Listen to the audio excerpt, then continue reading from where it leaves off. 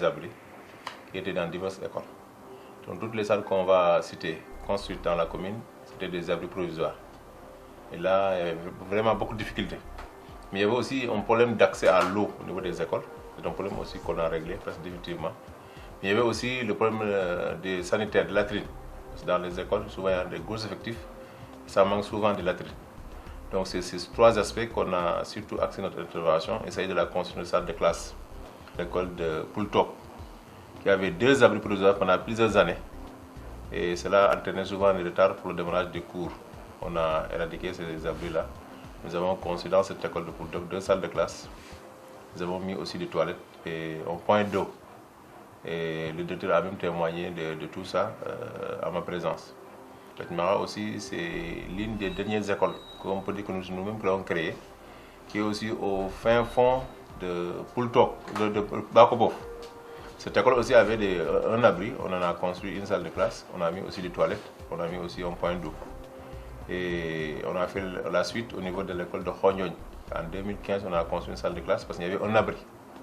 Bon, ensuite, on allait à l'école de Loulsop, il y avait aussi des abris là-bas, on a construit une salle de classe, on a mis des toilettes, on a mis aussi de l'eau. Par contre, dans la tournée, on a constaté effectivement, parce que hier, on a fait l'implantation des travaux d'adduction d'eau pour 4 km 100 dans la commune. Et dans la commune, au moment où nous parlons, il y a 0 abri provisoire. Sur les 26 écoles, il n'y a plus d'abri provisoire. C'était un choix, il y avait un choix à faire. Entre maintenant éradiquer les abris et mettre des murs de clôture. Les murs de clôture, c'est peut-être la préoccupation qui reste pour la majeure partie de nos écoles.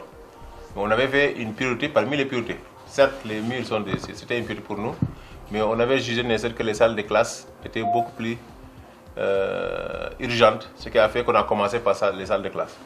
Et on prend grâce à Dieu, aujourd'hui, on n'a plus d'abri. Le problème qu'on va attaquer, si Dieu nous le permet, c'est commencer à attaquer le problème des murs de clôture pour plusieurs écoles, pour enfin les sécuriser, mais permettre aussi aux enfants et à l'école pédagogique de procéder maintenant à des jardins scolaires. Donc il y a plusieurs hameaux, tu prends un village, il fait 10 à 11 hameaux, les populations sont éparpillées. Mais nous sommes obligés, du fait que c'est une nécessité vitale, d'aller dans tous les hameaux pour faire des adductions d'eau. En 2015, on a fait une adduction d'eau dans la zone de Poultop jusqu'à Bakobof, y compris les hameaux, en montant de 35 500 000. Depuis cette année, on continue à faire des adductions dans les localités.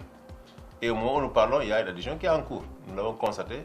Et c'est un montant de 20 millions pour 4 km 100. Et une autre encore va en suivre au minimum pour 13 millions. Et on vient de finir une autre édition de 2 km cette année. Et l'an dernier, on en a fait pour 5. Ça fait déjà 7 qu'on a fait entre l'an dernier et cette année. On va continuer. Et au minimum, avant la fin du mandat, on pourra se trouver au minimum avec plus de 15 à 17 km d'adduction d'eau visible et palpable avec des bords de fontaine dans toutes les localités de la commune. Dans le domaine de la santé, on a commencé par là parce que c'est à Ndiosmone qu'on a visité un poste de santé accompagné d'un logement de mur de clôture. On a constaté qu'il y avait beaucoup de patients qui étaient venus fréquenter le poste et c'était une nécessité pour la zone parce que c'est une zone carrefour, mais aussi une zone accidentelle où souvent on connaît beaucoup d'accidents.